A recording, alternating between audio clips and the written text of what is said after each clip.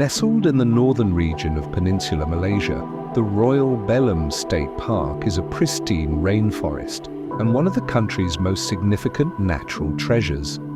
Spanning over 117,500 hectares, it is estimated to be over 130 million years old.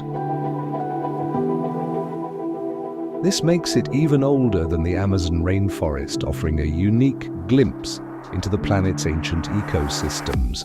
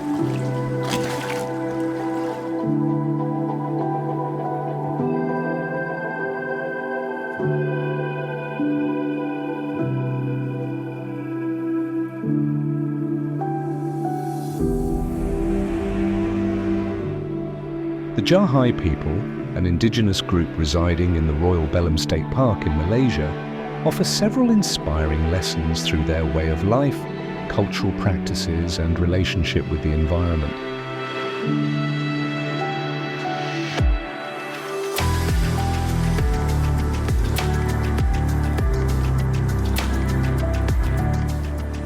By learning from the Jahai, we can gain insights into how to live more sustainably, foster stronger communities, and develop a deeper appreciation for the environment.